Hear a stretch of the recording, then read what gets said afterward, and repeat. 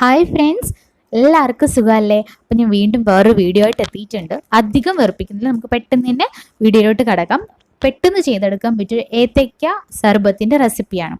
ഞാനിവിടെ ഒരു ഏത്തക്കായ എടുത്തിട്ടുണ്ട്. അത് ഇച്ചിരി കറുത്തിട്ടുള്ളതായതുകൊണ്ട് കുഴപ്പമൊന്നുമില്ല. പിന്നെ ഒരു ഞാലിപ്പൂവൻ പഴം. അപ്പോൾ കറുത്തത് എടുക്കുന്നതാണ് കേട്ടോ നല്ലത്. ഒരു ഞാലിപ്പൂവൻ പഴം ഏത്തക്കായും കൂടി കട്ട് ചെയ്തെടുത്തിട്ടുണ്ട്. ഇനി നമുക്കൊന്ന് മിക്സിയുടെ ജാറിലോട്ട് ഇട്ട് കൊടുക്കാം. അപ്പോൾ ഈ രണ്ട് സാധനവും നല്ല മധുരമുള്ള സാധനമുണ്ട്. പഞ്ചസാര ഇടുമ്പം നമ്മൾ ശ്രദ്ധിച്ചിടേണ്ട കാര്യമാണ്.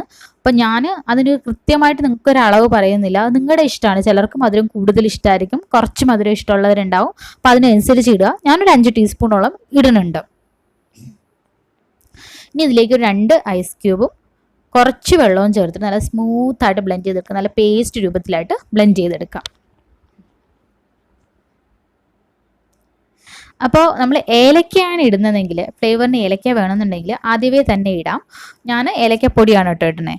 അപ്പോൾ ഞാൻ കുറച്ച് വെള്ളം ചേർത്തിട്ടുണ്ട്. ഒരു ചെറിയ ഗ്ലാസ്സിന് 1 ഗ്ലാസ് വെള്ളമാണ്. അതിനൊന്ന് മിക്സ് ചെയ്തെടുത്തിട്ടാണ് ഞാൻ ഏലക്കപ്പൊടി കൂടി ഇട്ട് കൊടുക്കുന്നത്. ഏലക്കയാണെങ്കിൽ നിങ്ങൾക്ക് ആദ്യമേ ഇട്ട് മിക്സ് ചെയ്യാം കേട്ടോ, എങ്കിലും നല്ലവണ്ണം അരിഞ്ഞ് വരത്തുള്ളൂ. അപ്പോൾ അതുകൊണ്ട് ആദ്യമേ തന്നെ ചെയ്യാം. ഞാൻ ഏലക്കപ്പൊടി ആയതുകൊണ്ടാണ് ഇപ്പോൾ ഇടുന്നത് കേട്ടോ.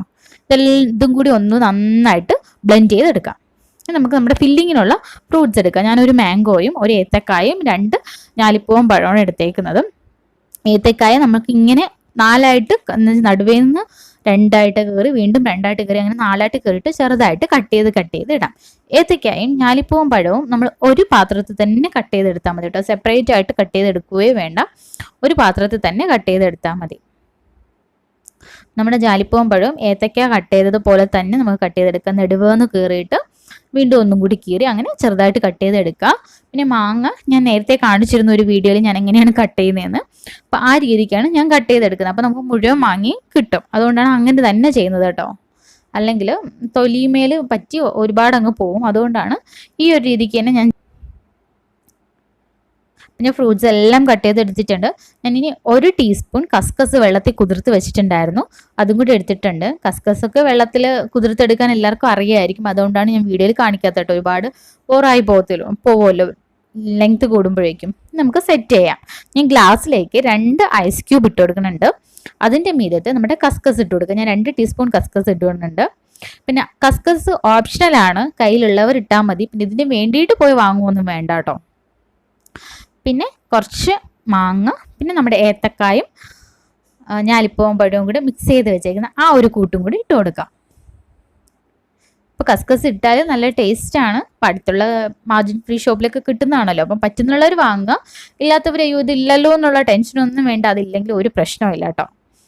ഇനി നമ്മുടെ മിക്സിയിൽ അടിച്ച് വെച്ചേക്കുന്ന ആ ഒരു കൂട്ടുകൂടെ ഒഴിച്ചു കൊടുക്കാം.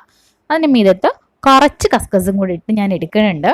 നമ്മുടെ സർബത്ത് റെഡി ആയിട്ടുണ്ട്. നല്ലൊരു ഡിഷാണ്. എല്ലാവരും ഉറപ്പായിട്ടും ട്രൈ ചെയ്ത് നോക്കുക. എല്ലാവർക്കും വീഡിയോ ഇഷ്ടമായെന്ന് തന്നെ വിശ്വസിക്കുന്നു. ഇഷ്ടമായിട്ടുണ്ടെങ്കിൽ ലൈക്ക് ചെയ്യുക, ഫ്രണ്ട്സിനും ഫാമിലിക്കൊക്കെ ഷെയർ ചെയ്യുക.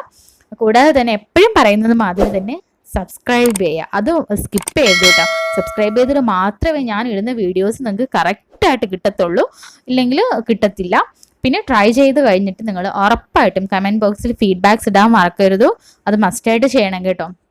അപ്പം വീണ്ടും കാണുന്നത് വരേക്കും ബൈ ബൈ.